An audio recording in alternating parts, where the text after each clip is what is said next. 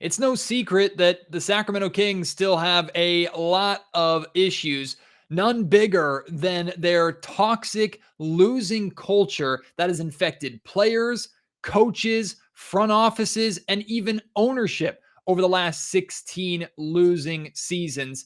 And is that toxic culture even fixable at this point? Joining me on today's Locked On Kings podcast, Damien Barling from ESPN 1320 and I discuss this very thing. Plus, we'll talk about the 3 straight blown leads by the Sacramento Kings, what we are seeing and how that is quickly becoming a bad habit for this new Kings group. It's all in today's episode of the Locked On Kings podcast.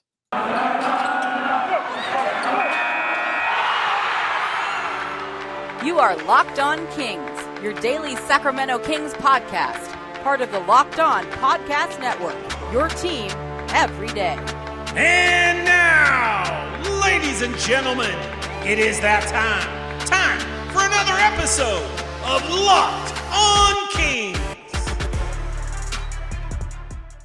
Hello and welcome into Locked On Kings, your podcast hub for Sacramento Kings coverage all regular season and all off season. If you're looking for in-depth analysis, game-by-game breakdowns, highlights, interviews with local and national experts, full coverage of your Sacramento Kings from January through December, this is the place for you, part of the Locked On Podcast Network. My name is Matt George. I have the privilege of being your host here. I've been a Sacramento sports media member for the last 7 years. This is my 8th season covering Kings basketball, now with ABC 10 News here in Sacramento. And I couldn't bear to do another solo podcast. And you heard me vent and rant after the Kings and their embarrassing blown lead loss to the New York Knicks last night. And instead of just rehashing that all out and doing it again and getting my blood to boil alone, I figured I'd boil my blood alongside somebody who at times has his blood boil, but also is a cool, even-keeled head a lot of the times when it comes to having Sacramento Kings conversations. ESPN 1320's Damien Barling back with me here on the Locked On Kings podcast. Very excited for this long conversation with him today. We want you to respond to the many things that we discuss here, so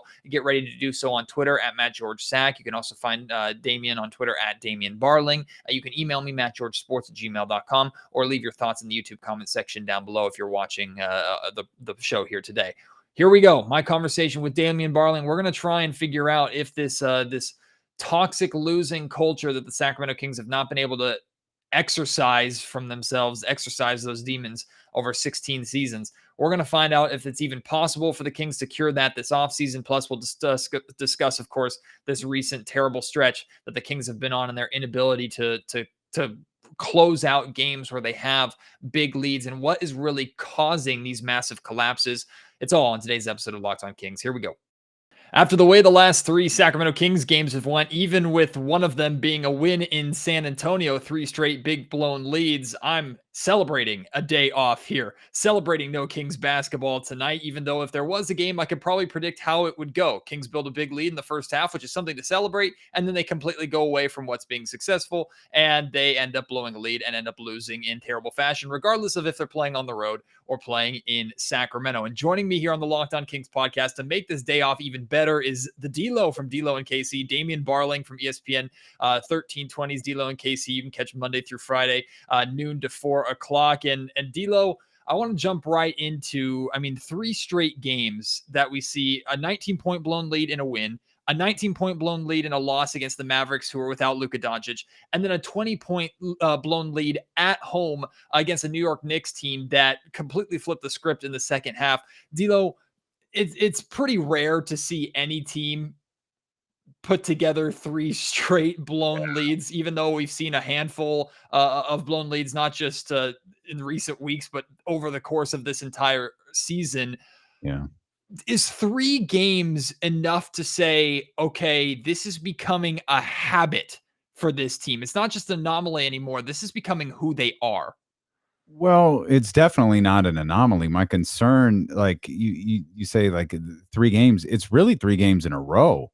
It's not the first time they've blown the, like, think about the Oklahoma City game. Think about the Detroit games. Like, they were up those big. I don't remember if they were 19 or how big those leads were, but they've blown games late regularly. I think the New York one feels a little bit different because not only did they blow a big lead, they managed to combine it with getting blown out, Like, there was a 43-point swing in that game, and that, to me, is concerning. How are you up 20 and then find yourself down 23? That's not only a big lead disappearing, that's a big lead disappearing fast. Like, you're drowning, and you've got cement on your feet, and there's nothing you can do about it. You're just gonna sink to the bottom of the ocean, and it's over for you. That's what happened to the Kings against New York. Yeah, it is a habit. It is concerning for me that this is a long-term thing because we've seen it so many times this season. They were able to hold on against the San Antonio Spurs. I thought overall they did play well against Dallas. They even fought after blowing the lead. They fought back and put themselves in a position to win that game until they didn't. New York was hopeless. Like, they built it, they lost it. It was over. Like, that was a wrap for them. They all have like their own little unique twist to them. So it's concerning. I feel like it's a habit, and it's not a 3-game habit. It's a 60 some odd game into the season habit. And that's super concerning for me.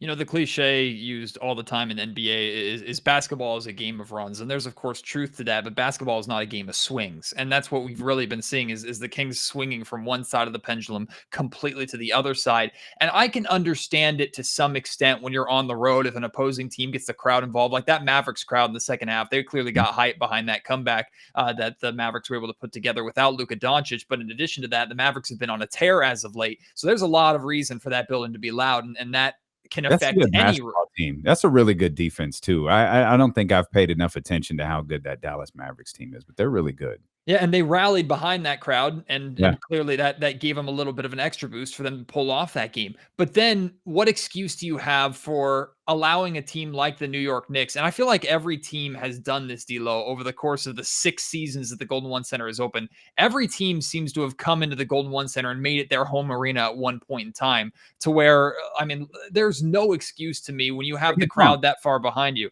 No excuse for me to have things completely fall apart, so much so that you have Domantas Sabonis saying after the game that the team quit through the third quarter. Like that's baffling to me.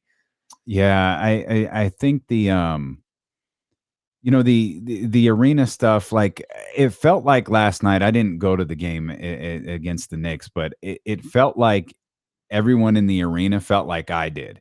It's like, yeah, let's go. Okay. Oh, okay. I'm nervous. Like, they're playing great. And that was the thing too. They didn't fall into that 20-point lead. They were playing really well.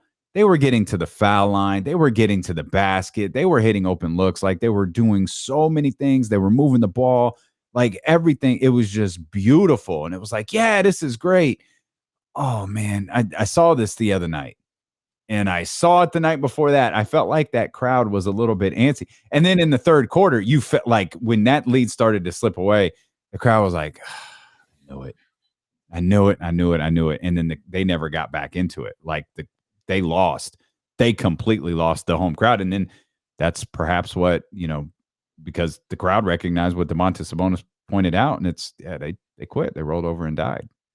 One of the most consistent conversations that you and your co-host Kenny have had on D'Lo and KC, and Kenny tends to be really on the side of players over coaches. But you've discussed a lot, like, when is it on the players, when is it on the coaching staff for runs like this to happen? The Kings take a timeout and nothing changes. I think you summarize it best when you say, like, both can be true. It's a coaching issue, and clearly it's a player issue as well. The players are in charge of what happens on the floor. But if a coach can't motivate a team, take a timeout, and get them to recognize that the same thing is happening for the third straight game, you got a problem with the coaching staff as well.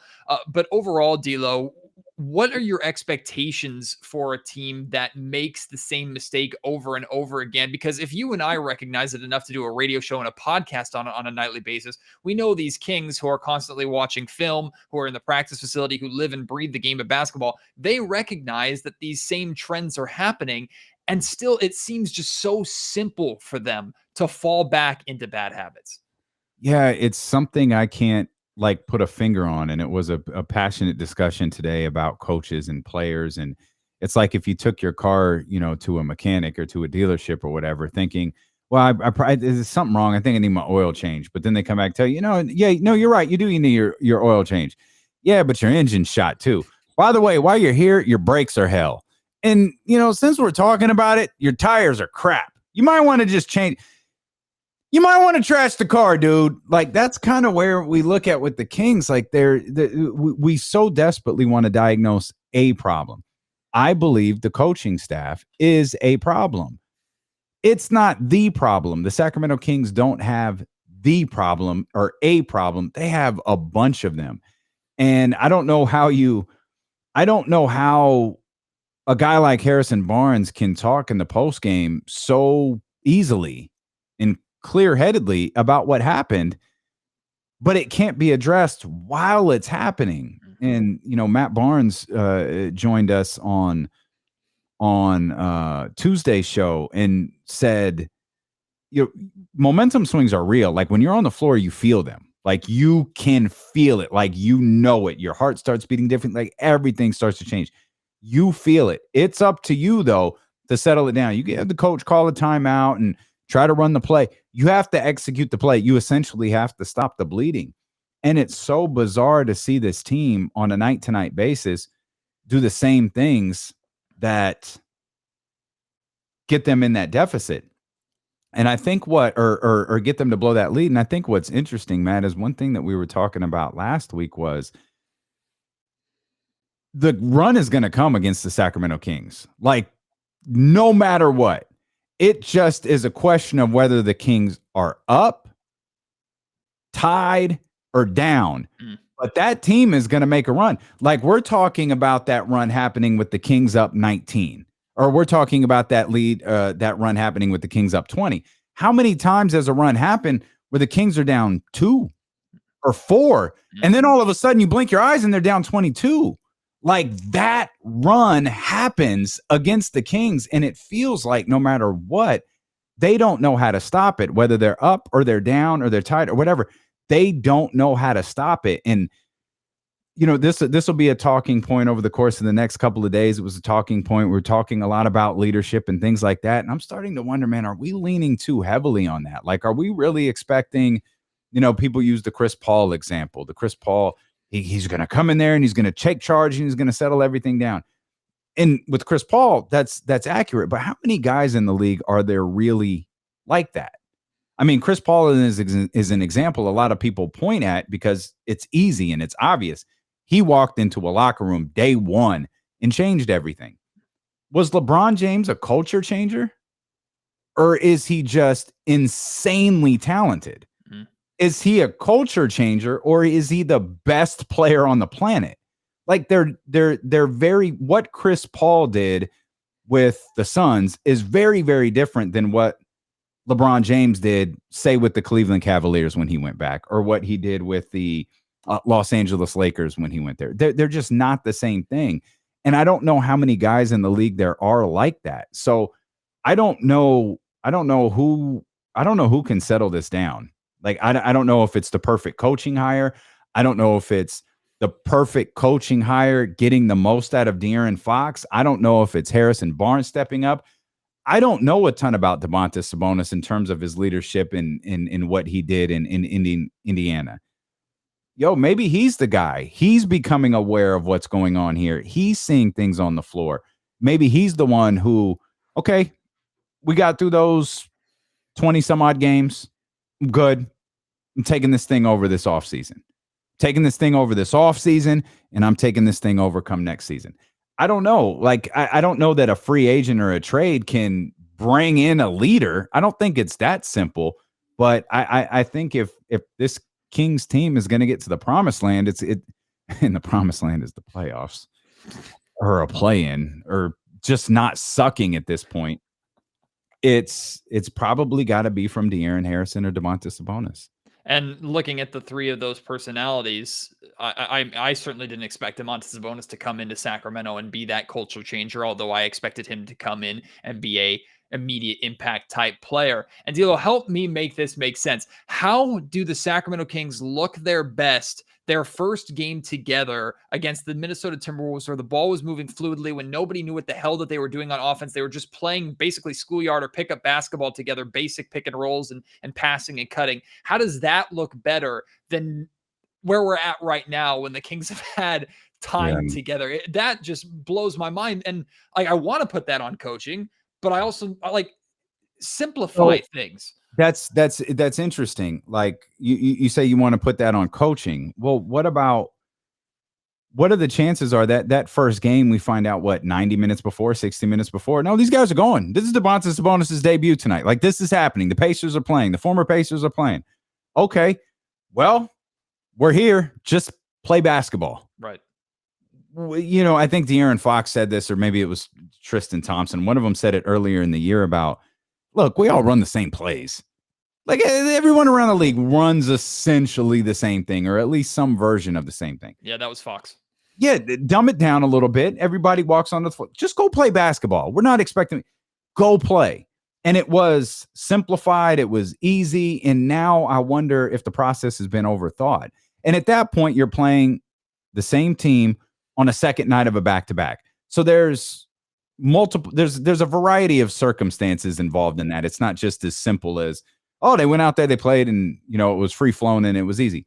But they did just go out there and play, and it was free flowing. So I don't know.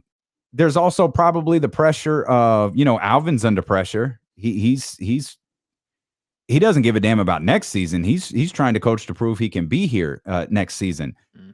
At the same time, you're trying to get a look at Dante DiVincenzo. You're trying to figure out what Davion Mitchell's role is.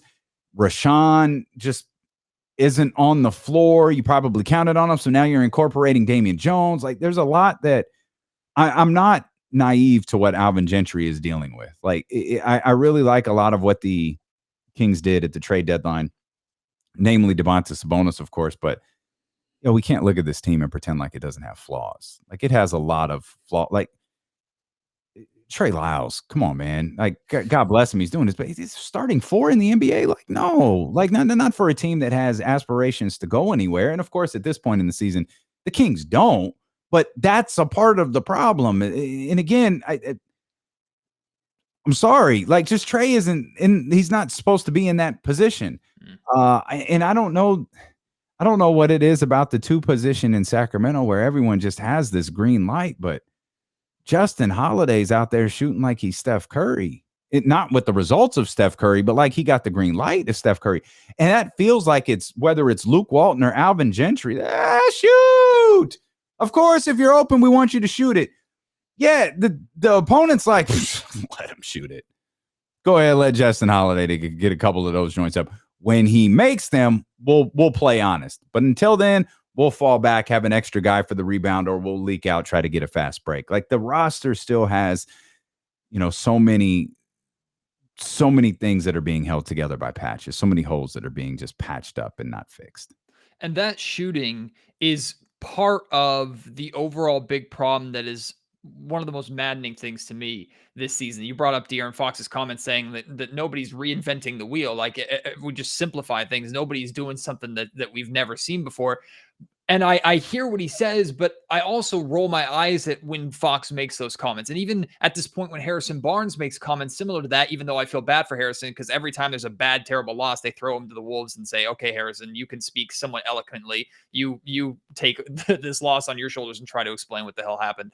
And Barnes has even admitted in press conferences saying, like, I don't know what else you want me to say. We've said it 1,000 times, and I'm going to say the same thing over and over again. So I know there's enough basketball IQ amongst the big dogs on this team, amongst this entire roster, to where they recognize what the issue is. It's not so much that as it is, like you said, every team, and Matt Barnes talks about, like, momentum's a real thing, and every team is going to go on a run against the Kings at some point. But to me, that's just the starting point. That's the tip of the iceberg, because the run starts, and maybe you have moments like what Julius Randle was doing last night, just not able to miss from anywhere on the floor. Maybe you have moments like that, but it's what happens to the Kings that is the most concerning to me, that makes these runs last longer than 8-0, 10-0, and that's the Kings going completely away, completely abandoning what was working for them earlier on in a game. And we saw that picture perfect against the New York Knicks. The Knicks made adjustments at halftime to make life difficult on the Sacramento Kings. So what did the Kings do? They completely surrendered playing the way that they were effective and challenging those adjustments by the New York Knicks, and decided instead to just settle back into, like you said, a bunch of perimeter shooting when this Kings team doesn't have perimeter shooting at this point in time. Those are the most maddening moments for me, is how can this team, how can the coaches allow it? How can the players allow it? How can fans recognize it and those on the court don't see that when things start to get rocky? The term that I've used a lot is when the Kings get punched in the mouth, they completely abandon the game plan that they've had success with instead of trying to adapt it and find the weaknesses in the adjustments of their opponents. That is a major concern to me. Yeah, I used the analogy of getting punched in the mouth, and it's like they don't have a counter or a defense. And I don't mean a literal defense. We all know the Kings don't have defense. I mean, they just don't put their hands up. They just repeatedly get punched in the mouth over and over and over and over again. And it's either until a knockout, which was last night against New York, or a TKO, which was against Dallas. You know, we could use these boxing analogies all day, but the bottom line is they just keep getting hit in the face. They keep getting punched because they can't figure out how to counter. And to me, that's a strategy issue. That's like, okay, here's what the Knicks are doing now that they weren't doing in the first half. Here's why. Like, we all know, okay, so the Kings stopped doing things that they were doing in the first half. There's two things that Alvin and his coaching staff can do. Obviously, you call timeout, you settle things down. Guys, let's get back to what we were doing. Let's get back to what we were doing. Let's get back to what we were doing. You get the team out there. They don't execute. No problem. Next time around, timeout. Yo, we've got to execute. Here's what's happening. They're doubling Sabonis earlier. They're dropping a second man to Sabonis earlier than they were in the second half. That's part of the problem. We have to space the floor a little bit differently. We have to react to what they're doing. It's not just running down the floor and throwing the ball up, hoping it goes into the basket. Like, there's strategy involved. There's a chess factor involved in this. And you've got to counter all the way until the end. When a team makes a run, it's because the opponent can't figure out how to counter. It's because the opponent can't figure out how to stop it. It's up to the Sacramento Kings, whether it's a blown lead or they're watching the game slip out of their hands. Stop. Here's what's happening. Here's how we address it. Let's go get it done. It's up to the coaches to do that. Maybe they are. It's up to the players to execute. We know that they're not. This Locked On Kings podcast is brought to you by Bet Online. And if you feel pretty confident that the Kings are going to somehow manage to make it 4 games in a row that they blow big leads, you can bet on that right now on betonline.ag. Use your Kings knowledge or just general basketball knowledge or sports knowledge to make yourself some money. Football might be over for the season, but basketball is in full swing, both pro and college hoops action right now. From all the latest odds, totals, player performance props to even where the next fired head coach is going to land. BetOnline.net is the number one spot for all of your sports betting needs. They remain the best spot for all your sports scores, podcasts, and news this season. And of course, it's not just basketball. BetOnline.net is your source for hockey, boxing, and UFC odds. Head to the website today. Use your mobile device to learn more about the trends and the action at BetOnline, where the game starts. The conversation amongst Kings Twitter and Kings social media went beyond just the embarrassment of last night's loss. It went to an overall conversation that has been hashed out and rears its ugly head every once in a while after significantly embarrassing losses like what we saw against the Knicks. And that's looking at the overall culture of this organization and the consistent effect that has had on this organization, regardless of who's on the roster, regardless of who's coaching, who's the general manager, hell, who's the owner and what arena they play in. Like these have been issues that have transcended almost everything the Kings could have done and have tried to do over the course of this entire playoff drought. This losing culture that you can see almost, the word I use is almost infect players when they come here. And of course, we know it's not Sacramento. We know it's not the fan base. We know the environment is not toxic, but there's a reason why we've seen so many young players get drafted to Sacramento and either don't pan out and go on to excel once they leave, or go from the happy, excited, I can make an impact here, in Marvin Bagley's case, carrying a basketball on the plane with him everywhere that he goes, to looking like their joy and love of the game has been completely sucked out of them. You could talk about De'Aaron Fox and how De'Aaron Fox's attitude and demeanor has just changed over the time that he's been a Sacramento King has been significant. And then there's the other side of things, the amount of talent that the Kings have either acquired in free agency or in trades, proven talent that has come to Sacramento and immediately fallen into the bad habits that have plagued this organization for so long. And we can already see that happening with guys like Dante DiVincenzo, who's due for 1 or 2 buddy heaves a game. Justin Holiday, you brought up, who is suddenly having the green light as if that's been his game all along, which it hasn't been. And then you see Domantas Sabonis getting his first career ejection. I don't know how much that is the culture of Sacramento, but Domantas Sabonis is already frustrated by the inconsistencies, the losing, and the collapses game after game after game that he is now a part of. That to me is where my brain breaks, because I'm like, I don't know where the Kings go from here. It feels like you have to have sheer dumb luck like you had in the late 90s and early 2000s to change that culture. And even then, it's only going to be a small window, because over the majority of the time that the Kings have been in Sacramento, pre-Golden Era and right now post-Golden Era, it has basically been that losing failure culture. Yeah. The Domantas thing is a little unfair, because that's been building for, he's been here 11 games. That's probably been building for 11 games. Like, he's been officiated, but by the way he's officiated in terms of the amount of fouls he picks up versus the amount of fouls that he draws, especially at that position, is really jarring. I thought Alvin was completely fair in bringing up the fact that De'Aaron took 31 shots, 44 points the other night, and went to the foul line 6 times. Like, come on, man. Like what? And now we've got 2 separate games where there have been notes in the last 2-minute report that very drastically impacted the outcome of the game, or certainly the Kings' ability to affect the outcome of the game. And that type of stuff is really frustrating. I think Sabonis's ejection was built up, and I was happy the way I was pleased to see a Sacramento King react the way that he did. I applauded that. And I was happy for him, because he didn't have to stick around to watch the last 5 minutes of that game. So that's cool. Everything else, though, I think is perfectly fair. And it just, it boils down to, we could talk about culture. We can frame leadership and all this stuff. It really boils down to simple business. If this wasn't a professional sports franchise and it was just a business that did something else, it would be a bad one. It would have horrible ratings on Yelp or complaints from the Better Business Bureau. Like, this organization runs their business poorly. And it started with, Joe and Gavin and the downturn there. I mean, there's stories from back when Jerry Reynolds was an assistant coach about them not drafting the guy that they put in charge of deciding who to draft. Like, there's this constant not trusting people that you put in position to do their jobs.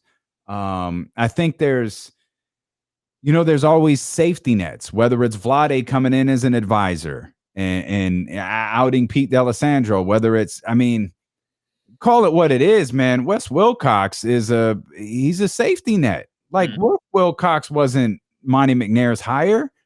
Wes Wilcox was like, yeah, we're going to hire you. Yeah. Vivek's like, we're going to hire you both. Just put everybody out there. Monty, you're the guy. Wes, you're his assistant. Like, yo, who does that? And I'm fearful, and I think we'll have a pretty damn good idea pretty early. I'm fearful that's just going to continue this offseason, because I do believe Alvin Gentry won't be back as the head coach, and I do believe we're going to go through a hiring process. And if I don't hear directly from whoever is hired, if I don't hear directly from them, no, I want Del Christie on the staff, or I want Rico Hines on the staff. I'm of the belief there, and you know how I feel about DC. There should be no one on the bench right now on the bench in September or October. Excuse me. Like, if you can't get through to them now, how can you get through to them later? And it's just a bad business. Like, we can frame it as culture. We can frame it as whatever we want to. They don't run their business well, whether it's Vivek, whether it's people close to Vivek, whether it's people below Vivek, whether it's the basketball operations. It feels like Vivek is involved in a lot of things. I know it's not popular to talk about, but if you're old enough and you can rewind yourself, Joe and Gavin had their nose in everything following Rick Adelman. And the reason Eric Musselman became the head coach is because he put on a really cool interview that Joe and Gavin liked. oh, this is what we need. This is young. This is the young NBA. This is fantastic. And it has been hell ever since. That was the beginning of ownership meddling. And it's actually, I could be wrong. Ron Artest might have been the beginning of ownership meddling. That actually worked. I feel like that trade was firmly like backed, and that was like Joe and Gavin's, let's go do this, let's go do this. And that worked out beautifully for that one season or half season or whatever it was, and the next season too. But it's just a poorly run business, man. And until I wouldn't even go so far as to say, oh, it has to change at the top. Because it does. It absolutely has to change at the top. And the change can be simple. The hell out of the way. Let Monty McNair do his job. I don't want your opinion. I just need to know, like, is it okay if I sign this guy? Is it okay if I fire that guy? You have to ask the owner that because it's their money. So you have to go along with that role. But in the end, you hired me to do something. Let me do it. If you're watching I've recommended this to everybody. You got to watch Winning Time on HBO Max, the Lakers thing that they're doing. It's really good, but Jerry West didn't want Magic Johnson. The general manager, he didn't want Magic Johnson. Jerry Buss, the new owner, wanted Magic Johnson. Ownership meddling isn't new. It's just how successful can it be? And to a certain degree, Jerry was like, yo, I want Magic. I'll get out your way, but I want Magic. Okay, you're good for one of those. You're good for one. Vivek's on like 10. A season. Right. And so step out of the way, let Monty do his job this offseason, because the painful reality is the Sacramento Kings have to have a perfect offseason from coaching to free agency to draft. Flawless. Everything has to be perfect. And if there's one wrench thrown in there, if there's one hiccup, buckle up. The road to 20. That's what I'm just counting down the road to 20 straight years. I'm counting down until Adam Silver says, okay, this is ridiculous. This is our team now. This is the NBA's team. He's going to go David Stern on him. And this is the NBA's team. We'll just take it over. Like, you're out of here. Accountability has been another major talking point, or really a lack thereof, but it's mainly been focused on the players and to some extent the coaches, but players holding each other accountable. Do you think the lack of the accountability is a learned behavior by players and coaches, new hires and new signings that come into this organization, a learned behavior from two aspects? One, the people at the top who are currently there, and two, the history of the Sacramento Kings, where there hasn't been any accountability really to begin with over the last 15 years since Rick Adelman was fired? I think it's both. To be fair, I think it's both, but I think the second one that you hit on is spot on. I think there's a stigma around this franchise, and we all know it. Like, they just broke an NBA record, 16 straight losing seasons. Like, we all know what this team is. We were some Twitter account with 500,000 followers just made something up about the Sacramento Kings and tweeted it. And no one checks it because it's the Kings. Sacramento Kings said it was a win now move to get Tyrese Halliburton, or to trade Tyrese Halliburton and get Domantas Sabonis. They're 3-10 since then. Ha ha ha. No one checked them. It's like, yo, actually, no, they're 4-7. And the general manager said the exact opposite. This isn't about the play-in. This is about building. If the play-in is a result, then awesome. But there's no accountability in this organization. There's no accountability when covering this organization.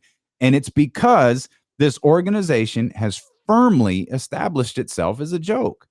And until they can climb out of that, nothing's going to change. The perception from media and the perception from players. Players will always come here if it's against their will, if it's through trade or something like that. It's Sacramento. You know how I just go there, collect my paycheck, do my thing. If you're a draft pick and you don't pan out, it's not going to be, I didn't work hard enough or I wasn't good enough. How many players over the last 15 years you think go, if only I hadn't been drafted by Sacramento? Yeah, it's a crutch now. It's a crutch that lazy, unmotivated people can always use. We'll end with this. you brought up a nearly perfect offseason, if not completely perfect offseason the Kings have to have. Is that so? That might be the answer to this question. Like, it's an impossible question, I think, to answer at this point in time. Fixing this culture. Do the Kings have to stumble into a fix like, quite frankly, they did? They took a risk. Jeff Petrie took a risk in trading Mitch Richmond for Chris Webber and then completely overhauling that team before Jay Will came in and the glory years began. There was risk involved, but the Kings also kind of stumbled into the greatest show on court, a collection of players that, with the exception of Weber, didn't have the star power, but just played damn good basketball together, and they built off of that for years to come. Do they just need to stumble into it and get lucky? And if so, did they botch that opportunity when the second overall pick fell into their lap and they screwed up by not taking Luka Doncic? Or does Monty McNair have the power to really fix the culture himself? Because I don't know if anybody in this organization has the power to fix this culture without just falling into it, essentially. Yeah, it's a little bit of everything. Like we talk about culture. Let's not fool ourselves. What fixes the culture is winning. Yeah. I mean, that collection of players turned into the only beloved group we have of Sacramento Kings because they won. Now it's a chicken or the egg question. Did Chris Webber walk in that locker room with Vlade and it was Jay Will at the time and everything was clicking and it was like, oh, I love you guys. First practice, I love you guys. Let's hug. Let's make up this dance that everyone will like, and that's going to help us go play great basketball. Or did they go out there and they start to play really good basketball, and now you're feeding off each other. Now you're knowing who does what really, really well. Vlade knows where to find Chris. Chris knows he can rely on Doug. They know Jay Will. They know to have their hands ready every time Jay Will has the ball. Did the winning establish that love? That love established the culture. Which came first? At some point, you could have the greatest collection of players. You could have guys who love each other. If you're not winning, it doesn't matter. And so you start to take the steps to changing this culture by winning. Nothing comes first. Nothing. Not the perfect trade, not the perfect coaching hire, not the perfect draft pick.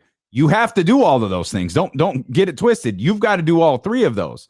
But they all have to lead. It's not like, okay, we got David Vanderpool, we got this great draft pick, and we traded for like a real starting two in the league. Sorry, Justin Holiday. I'm a fan of Justin Holiday, but you know what I mean. Mm-hmm. Okay, culture fixed. No. You put all those ingredients in the pot, you let them go out there and you win some basketball games. Then it's like, okay, you're seeing a shift here. You're seeing a shift here. Now we see Memphis didn't have this approach of we're going to build this tough, gritty, hard-nosed team. That team went out there. They were tough. They were hard. They were gritty. They played together. They won some games. Their love grew for each other. They established a culture there. And it's like, okay, that clicks. That works. Monty Williams walked in and said, this is what we're doing here in Phoenix. They didn't change the culture before March 11, 2020. They didn't change the culture in the bubble. It was cool in the bubble. They didn't change the culture there. Chris Paul walked in the door and said, yo, you guys are on to something. We're going to do some things differently. Chris Paul didn't change the culture the second he walked through the door. But when that team was 18-4, there's something, and I don't know that that's what they were, but you know what I mean. That's now we've got something here. Now you see something established. Now you see something building. You've got to win. Would you classify Chris Webber as a culture changer like you were talking about earlier? If I mean, we played fantasy here and he was traded onto this team and he came into this culture right now, onto this team right now. Is he that guy that comes into the locker room and changes things with his leadership, or is he getting infected like so many others have? No, I think he changes things because, well, it's tough. The Kings team he was acquired by, I don't think they sucked. Like, they weren't terrible. This team's bad. Yeah. Like, this team is frustratingly bad. And Chris wasn't traded to he certainly wasn't traded to the team they wound up, but he wasn't traded to a terrible team, if I remember correctly. I mean, Mitch and that crew had made the playoffs. Man, that's tough.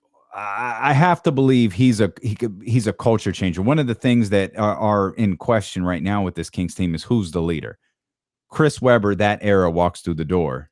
He's the leader. So Not taking anyone's crap. He's not taking anyone's crap. Like that's my counterpoint or that's my kind of asterisk that I put it. Is it the Chris Webber personality that changes it, or is it the Chris Webber skill set on the floor? Because I mean, we know what Chris could do on the floor, but like there are guys here with talent, maybe not Chris Webber level talent, but De'Aaron Fox is a superstar potential talent at the NBA, but the personality isn't there. That's what I see lacking that Chris would bring.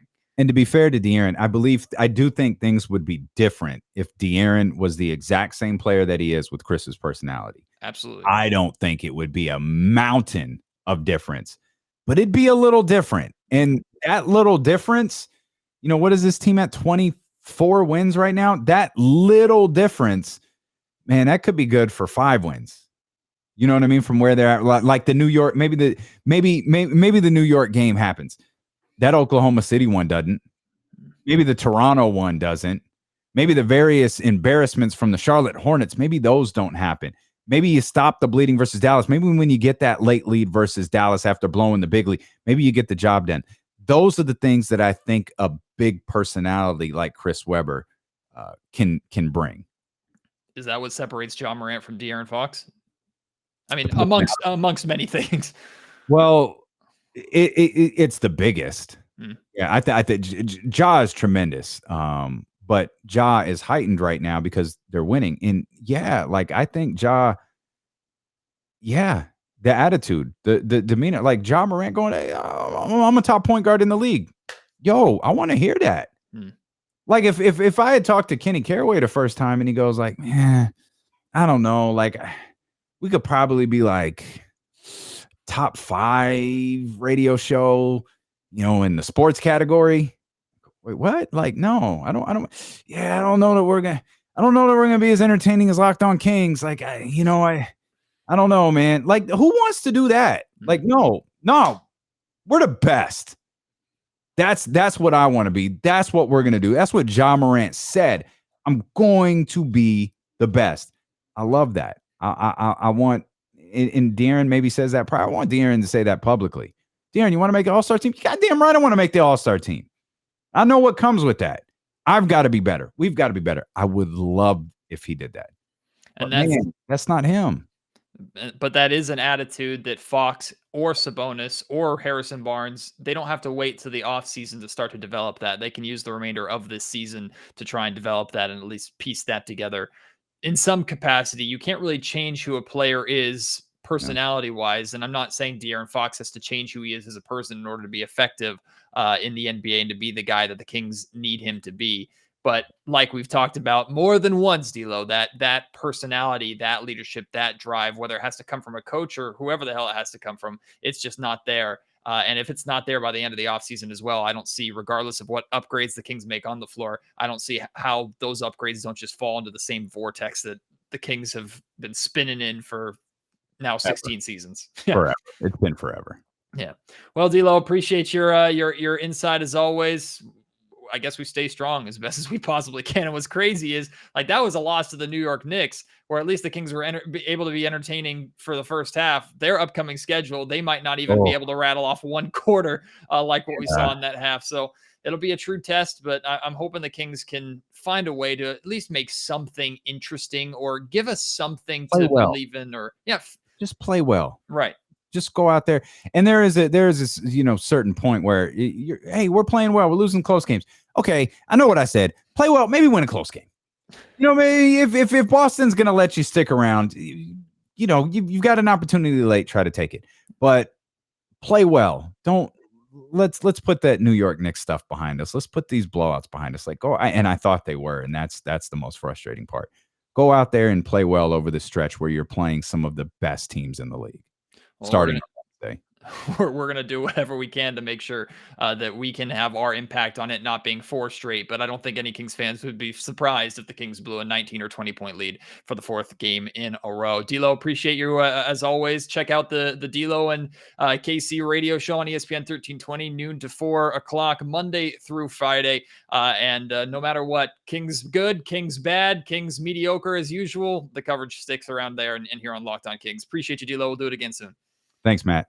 Always a pleasure having Damien here on the Locked On Kings podcast. I know he's one of your favorite guests to have on, and check out all the amazing work that he and Kenny do on ESPN 1320. I look forward to having both of them, either of them, back on the podcast in the near future, but hopefully it's happier times. We certainly are going to have them back on to discuss things in regards to this off season, and it's going to be a busy and I think very maybe stressful in a lot of ways offseason, where we are dissecting everything and anything under a microscope. Both of those guys, I'm sure, will help me with that. But thank you again to D'Lo for joining me, and thank you to you for listening to the podcast today. I hope you enjoyed it. Kings back in action against the Denver Nuggets tomorrow night. No idea if Domantas Sabonis is going to be playing in that game. We haven't heard anything about any kind of suspension or fine for his ejection at the end of the Knicks game, but the Kings hosting the Denver Nuggets. We'll see if they can end this streak, if nothing else, of big blown leads. Boy, would it be nice to see the Kings build even a small lead and just be able to maintain that over the course of the game, and of course ultimately get the win at the end of it. We'll see if they're able to do that. We'll have a post-game Kings podcast after that game, regardless of what happens, and I hope you will join me for that. Until then, my name is Matt George. You are listening to Locked On Kings, part of the Locked On Podcast Network.